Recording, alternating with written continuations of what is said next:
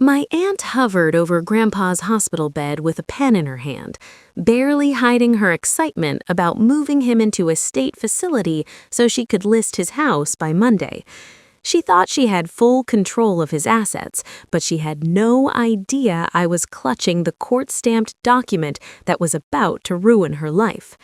The fluorescent lights of the ICU hummed with a headache-inducing frequency, casting a pale, sickly pallor over everything in the room. It smelled of antiseptic, floor wax, and the metallic tang of illness. My name is Sadie Wagner, and in the center of it all lay Arthur Wagner, my grandfather, a man who had once built half the homes in our county with his own two hands, now reduced to a quiet figure beneath a thin, scratchy blanket. Standing over him was Abigail Mitchell. To call her my aunt felt like a biological technicality I desperately wished to revoke. She was dressed in a sharp charcoal business suit, her hair coiffed into a rigid helmet of blonde ambition. She tapped her manicured fingernails against the plastic clipboard, the sound acting like a countdown clock. "Just sign right here, doctor," Abigail said, her voice dripping with a sickly sweetness that didn't reach her cold, calculating eyes. "We just want what is best for Dad. He needs specialized care. This facility is top tier." I stood in the corner, my back pressed against the cold wall, my hand trembling inside my tote bag. My fingers were wrapped around a thick envelope. I could feel the texture of the paper, the weight of the seal. I watched her, letting the anger boil in my gut, heating my blood until I could feel the flush rising in my neck. "Sadie, don't look at me like that," Abigail shot over her shoulder, sensing my glare without even turning fully around. "You know this is the only way. You can't take care of him. You're a 24-year-old barista. Be realistic." I didn't answer. Not yet. I needed to wait for the perfect moment. I needed Mr. Phillips to walk through that door. I needed Robert to give me the nod. But to understand why I was about to destroy my aunt's financial dreams in front of a hospital staff, you have to understand the 2 weeks of hell that led us here. It had started on a Tuesday, the day the world tilted on its axis. I had lived with Grandpa Arthur since I was 10 years old, ever since my parents died in a pileup on the interstate. Abigail, his only other child, had been too busy in the city with her import-export business and her high society husband to take in a grieving orphan. So Arthur took me.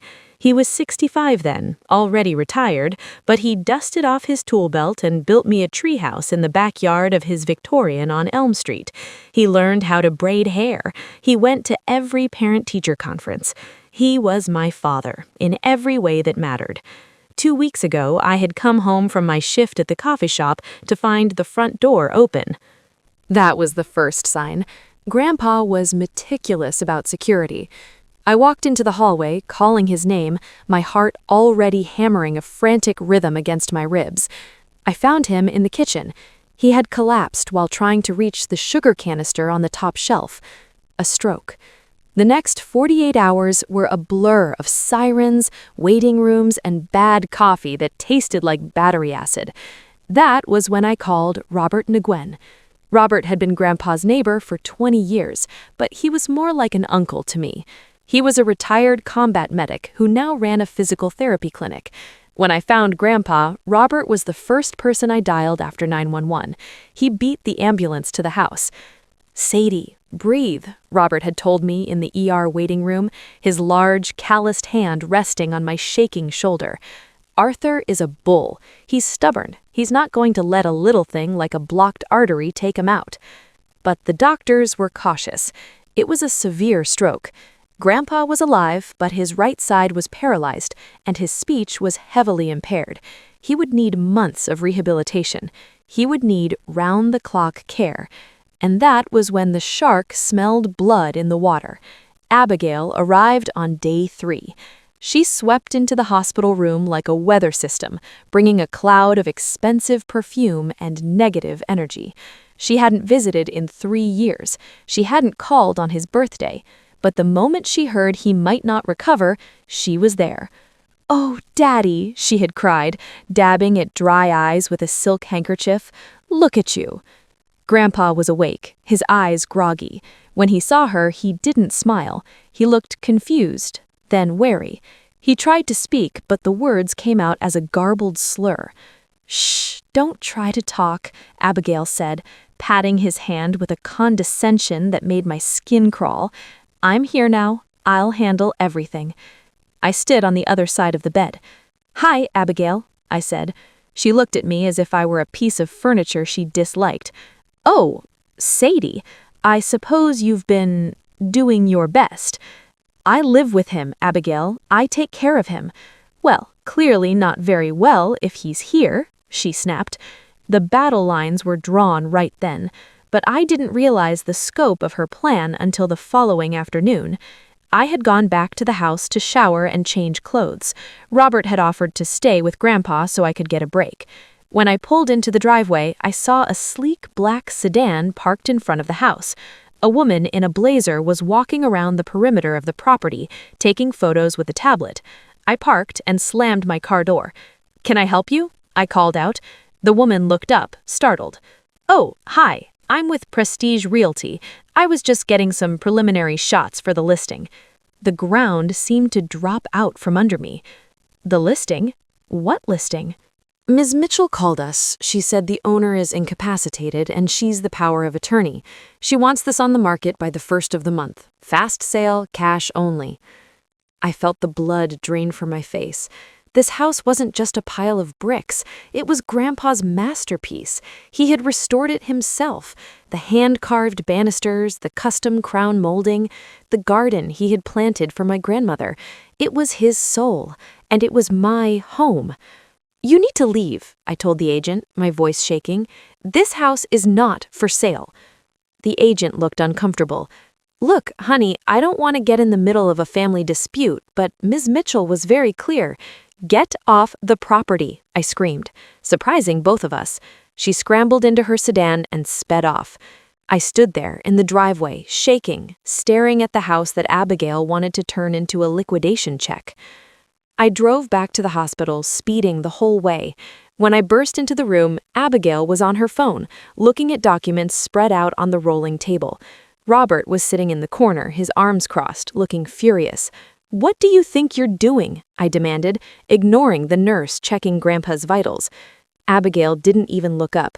"Lower your voice, Sadie. This is a hospital. You're trying to sell the house. He's not even dead." "He might as well be, financially speaking," Abigail said coldly, finally hanging up her phone. She stood up, smoothing her skirt.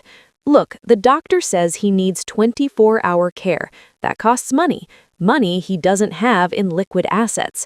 The house is the only thing of value. I'm doing the responsible thing. I'm liquidating the asset to pay for a state facility." "A state facility?" I choked out.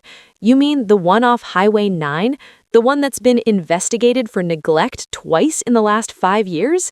It's affordable," Abigail shrugged, "and it accepts Medicare. The house sale will cover the difference for a private room. It's decided." "It is not decided," I yelled. "I live there. That is his home. He wants to go home." "He can't go home, Sadie." Abigail's voice rose, cracking her calm veneer. "He is an invalid, and you're a barista. You make minimum wage. How are you going to hire nurses? How are you going to pay the property taxes? You can't. I am his daughter. I am his next of kin. I am making the executive decision." She stepped closer to me, her eyes hard. "You have a week to pack your things. I've already hired a staging company." I looked at Grandpa. He was awake. Tears were leaking from the corners of his eyes. He was trying to lift his good hand, reaching toward me. He understood. He understood everything. I took his hand.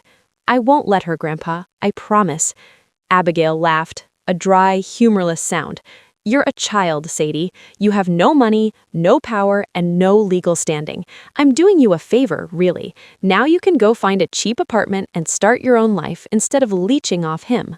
I turned to Robert. "Can you stay with him?" Robert nodded, his jaw set tight. "I'm not going anywhere, Sadie. Go do what you need to do." I left the hospital and drove straight to the office of Mr. Phillips. Mr. Phillips was an old-school lawyer. His office smelled of leather bindings and pipe tobacco.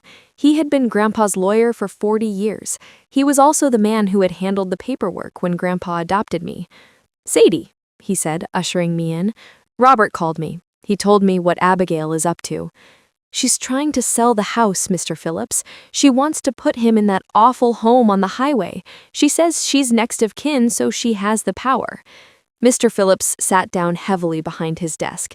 He took off his glasses and rubbed the bridge of his nose. "Technically, if there is no other legal designation, she is the default proxy for medical and financial decisions if Arthur is incapacitated." "But Grandpa hates her," I cried. "He hasn't trusted her since she stole money from him 10 years ago to fund that failed boutique." "I know, Sadie. I know, but the law looks at bloodlines unless told otherwise." "Is there nothing we can do?" Mr. Phillips opened a drawer. "Actually, there is. Arthur and we prepared for this. 3 years ago, right after his 75th birthday, he came to see me. He was worried. He knew he was getting older, and he knew Abigail would come sniffing around eventually. He pulled out a file. He drafted a durable power of attorney and a medical proxy. He named you, Sadie." My heart leaped. "He did?" "Yes. But," Mr. Phillips hesitated, "but what?" "He never signed it. He wanted to wait until you finished college. He didn't want to burden you with the responsibility too young. He left the file here, pending his signature." I felt the hope crash and burn. "So it's useless?" "Not necessarily," Mr. Phillips said, a glint in his eye. "Is he conscious?" "Yes, but he can't speak well, and his right hand is paralyzed. He can't write." "Does he understand what is being said to him? Is he cognitively intact?" "Yes, he knows exactly what's happening. He was crying when Abigail talked about selling the house." Mr. Phillips stood up. "Then we have a chance. If he can make a mark, an X, a smudge, anything, in the presence of a notary and witnesses, and if a doctor certifies that he is of sound mind, we can execute this document. It overrides Abigail's claim as next of kin immediately." "But we have to be fast," I said, standing up. "She's trying to get him transferred on Monday. She wants the house listed by then." "Then we move now," Phillips said. "I'll get the notary, you get back to the hospital. But Sadie, this has to be done carefully. If Abigail finds out before it's filed and stamped by the clerk, she'll try to block it. She'll claim you coerced him. We need to catch her off guard." The next 3 days were a covert operation. I played the part of the defeated granddaughter. I packed boxes at the house, leaving them visible in the hallway so Abigail's spies, the real estate agent, would see them. I cried in the hospital waiting room. I told Abigail she was right, that I couldn't handle the medical bills. Meanwhile, Robert was running interference. He charmed the nurses. He made sure that when Abigail wasn't there, the attending physician, Dr. Evans, spent time talking to Grandpa. Dr. Evans performed a cognitive evaluation. He confirmed that while Arthur's body was broken, his mind was sharp as a tack. On Friday night, while Abigail was at a dinner party, Mr. Phillips, a notary public, and I slipped into the hospital room. Robert stood guard at the door. "Grandpa," I whispered, "Mr. Phillips is here. We have the papers, the ones that put me in charge." Grandpa's eyes widened. He blinked twice, our signal for yes. Mr. Phillips read the document aloud, ensuring Grandpa understood every clause. "Arthur, do you wish to appoint Sadie Wagner as your durable power of attorney and legal guardian, giving her control over your estate and medical care?" Grandpa let out a guttural sound. Yes. He couldn't hold the pen in his right hand. I placed the pen in his left. It was shaky. He dragged the ink across the signature line. It was a jagged, messy scrawl, but it was there. The notary stamped it. Mr. Phillips signed as a witness. Robert signed as a witness. "It's done," Phillips whispered. "I'll file this first thing Monday morning when the court opens. Until then, you hold on to this copy. Do not show it to her until the clerk has stamped the original. We need the official seal of the court to make it bulletproof." The weekend was agony. Abigail was in overdrive. She had movers scheduled, she had the for sale sign ready to go up on the lawn, she was preening, talking about how much the property value had appreciated. Monday morning came. I sat by Grandpa's bed, watching the clock. 8 a.m., 8:30 a.m. At 9 a.m., my phone buzzed. A text from Phillips. Filed, stamped, certified. On my way. And that brought us to this moment. The scratching of Abigail's pen against the clipboard seemed deafening in the silence of the room. She was signing the transfer order to the state facility. "There," she said, flourishing the signature. She handed the clipboard to the discharge nurse, a woman named Helen who looked uncomfortable with the whole situation. "You can begin the transport prep. I want him out of here by noon. The stagers are meeting me at the house at 1. Helen looked at me, then at Abigail. "Ma'am, usually we need to wait for social services to clear his—" "I have cleared it," Abigail snapped. "I am the daughter. I am paying the bills, or rather the estate is. Do your job." Helen hesitated. I stepped forward. "Don't process those papers, Helen." Abigail whipped around, her eyes narrowing. "Excuse me?" "Sadie, we have discussed this. Don't make a scene." It's over. Go back to the coffee shop and pour some lattes. Let the adults handle the business. It is over, Abigail, I said, my voice steady, though my heart was hammering against my ribs like a trapped bird. But not the way you think. I reached into my bag and pulled out the thick envelope. I slowly unwound the red string closure. "You have no authority here," Abigail hissed. "I am his next of kin." "Not anymore," I said. I pulled the document out. The blue ink of the court stamp was vivid and beautiful in the harsh hospital light. "What is that?" Abigail asked, her brow furrowing.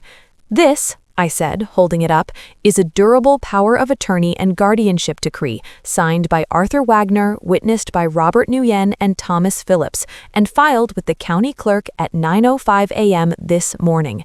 Abigail froze. She stared at the paper as if it were a venomous snake.